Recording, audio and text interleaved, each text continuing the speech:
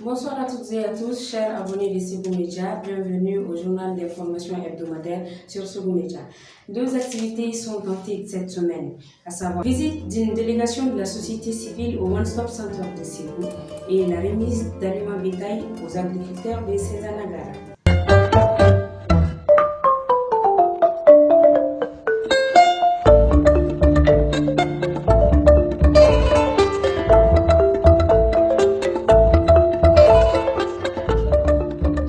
Le lancement officiel du projet d'appui au renforcement de la résilience de 600 ménages du réseau des groupements de femmes de Ségou à travers l'adaptation de leur système de production agro-silvo-pastoral aux effets des changements climatiques. C'était le 26 juillet 2022 à l'hôtel Savane de Ségou. C'était le 26 juillet 2022 que le lancement officiel du projet appui au renforcement de la résilience des 600 ménages des réseaux de groupement des femmes de Ségou à travers l'adaptation de leur système de production agro-silvo-pastoral aux effets des changements climatiques à l'hôtel Savane de Ségou. L'objectif de cet atelier, c'est vraiment le lancement d'un projet qui a été financé à l'endroit des collectivités, notamment les communes de Ségou et environnant.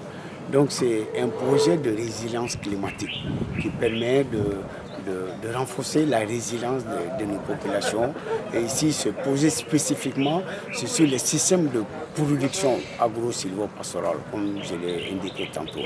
C'est faire en sorte que les populations qui s'occupent des aspects d'élevage puissent résister. Parce que vous savez, l'élevage, si les animaux n'ont pas de quoi manger, ça va entraîner des pertes de poids, ça va faciliter, entraîner des maladies et finalement c'est la perte du cheptel qui va s'en suivre. L'objectif, c'est de permettre aux acteurs participants de mieux comprendre leurs objectifs, la stratégie d'intervention et les zones d'intervention de PARFCC, recueillir les points de vue des participants, informer les partenaires techniques, les autorités administratives et communales sur les approches de mise en œuvre du projet, comprendre les attentes des partenaires au développement des régions de Ségou et San. Dans le cadre de la mise en œuvre du projet, appui au renforcement de la résilience de 600 ménages des réseaux de groupement de femmes dans 6 communes de la région de Ségou. Donc il s'agit par exemple d'appuyer ces populations, ces éleveurs, à ce qu'ils puissent avoir des animaux en bon point, à ce que le pâturage puisse être disponible et avoir un système d'élevage productif. C'est la même chose pour les agriculteurs, faire en sorte que comment fertiliser les sols, comment faire en sorte que le sol puisse être plus rentable, plus productif, qui va permettre à l'agriculteur de tirer bénéfice et de pouvoir s'adapter aux effets néfastes des changements climatiques. C'est aussi valable pour la pêche et la gestion des ressources en eau. Financé par le Fonds Climat Mali sur une période allant de septembre 2021 à novembre 2024. Le projet est en mise en œuvre par un consortium d'ONG ADC Amapros en partenariat avec la FAO Mali dans la région de Ségou. Pour remise d'aliments bétail aux ménages vulnérables dans la région par l'Organisation des Nations Unies pour l'alimentation et l'agriculture FAO à Cézanagara. Il s'agit de renforcer la visibilité autour des activités du projet à travers l'organisation d'une cérémonie officielle de remise symbolique d'aliments bétail dans la région. C'était le 27 juillet 2022. C'était le 27 juillet 2022 que s'est tenue la remise de l'aliment bétail aux ménages vulnérables dans la région de Ségou par l'Organisation des Nations Unies pour l'alimentation et l'agriculture FAO à la mairie de la commune rurale de Cézanagara. L'objectif est de renforcer la visibilité autour des activités du projet à travers l'organisation d'une remise symbolique de l'aliment bétail dans la région de Ségou. C'est un grand honneur pour moi de participer au nom du ministre du Développement rural à la cérémonie officielle d'aliments bétail aux autorités et aux bénéficiaires de 6 ans. Le ministère du Développement rural a sollicité et obtenu la représentation de la FAO au Mali d'une aide d'urgence en aliments bétail à titre de contribution aux besoins en aliments bétail évalués à près de 22 300 tonnes.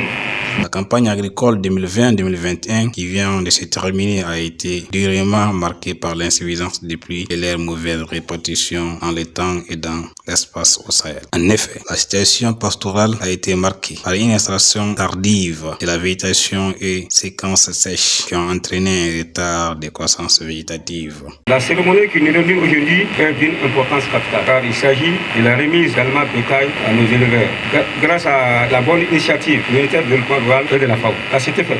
Au nom du gouverneur et du préfet empêché, je remercie vivement le ministère du développement rural et la FAO pour cette initiative. Je leur demande de multiplier les initiatives afin que d'autres communes dans la région en bénéficient. Donc, avant de terminer, je remercie les uns et les autres pour leur présence effective à la présente cérémonie. Plus de 444 communes réparties dans 56 cercles en déficit fourrager, notamment dans la bande sahélienne, ouest et nord des régions de Kaï et de Koulikoro, au centre de Ségou et Mouti, et au nord dans la région de Gao, Tombouctou, Kidal et Meneka. Permettez-moi avant tout propos de vous transmettre la reconnaissance et les salutations de monsieur le représentant de la FAO au Mali, monsieur Mansour Ndiaye empêché, et également vous transmettre sa reconnaissance pour l'intérêt que vous portez à ce projet, comme le témoin du reste votre présence ce matin à nos côtés. Monsieur le représentant du ministre, mesdames et messieurs, comme vous le savez, le secteur agro-silvopastoral au Mali rencontre des difficultés depuis plusieurs années. Les changements climatiques ont de plus en plus hypothéqué les efforts de développement des pays du Sahel en général et en particulier dans nos États au sud du Sahara et dans certaines régions assez sensibles telles que Ségou et San. Les systèmes de production agro-silvopastorale restent fortement dépendants des ressources naturelles, dites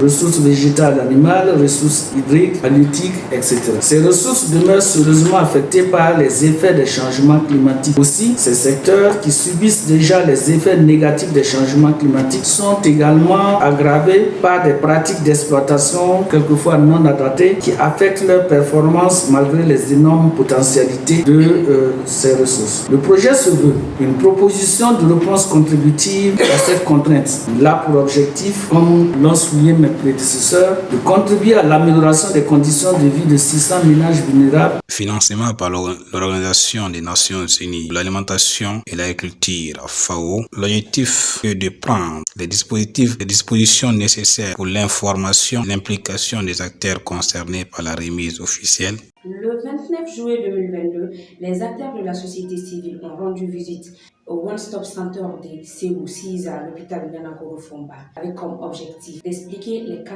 portes d'entrée du One Stop Center de l'initiative Spotlight. Toujours dans la course pour la présidence de la Ligue régionale de football de Ségou, M. Moustapha Maïga a initié le 29 juillet 2022 une rencontre d'échange avec quelques clubs de football de la région de Ségou, en vue de connaître davantage le projet porté par la liste de candidature de M.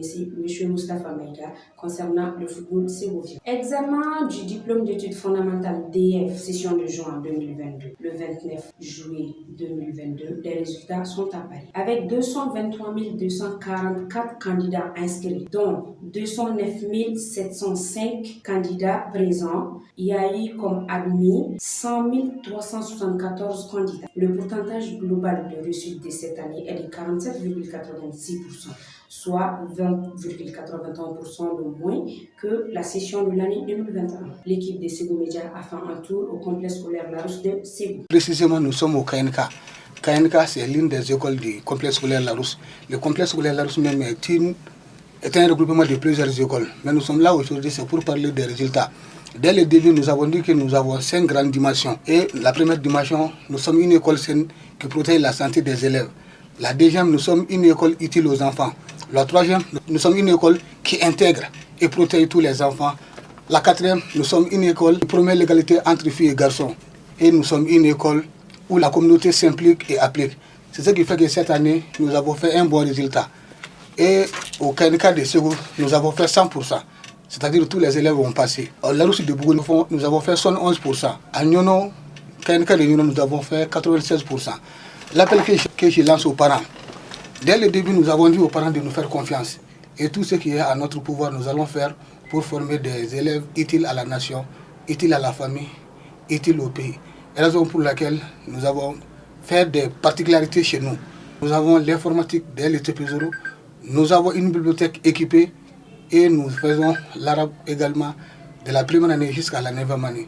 Donc, chers parents d'élèves, n'hésitez pas, il faut faire confiance à l'école KNK, il faut faire confiance au complexe scolaire Larousse, Inch'Allah. Le message que nous lançons, c'est de dire aux parents que nous avons aimé ce travail-là. Nous avons eu ça dans la famille et nous avons l'amour des enfants et nous avons l'amour de ce que nous faisons, c'est-à-dire le métier d'enseignement. Almami Chero apporte sa touche au développement du basket régional de Ségou. Cet ancien joueur de basketball résidant aux États-Unis a rénové l'aire de jeu du centre culturel et sportif Maliki Koulibaly en installant 2 terrains de basketball sur cette surface. Il s'agit là d'un nouveau centre d'apprentissage et de formation sur cette discipline sportive. La cérémonie d'inauguration du centre s'est déroulée ce samedi 30 juillet 2022 en présence des autorités administratives coutumières et aussi des amateurs de cette discipline sportive. Mesdames et messieurs, merci d'avoir suivi ce journal hebdomadaire d'information sur ce média. À la semaine prochaine.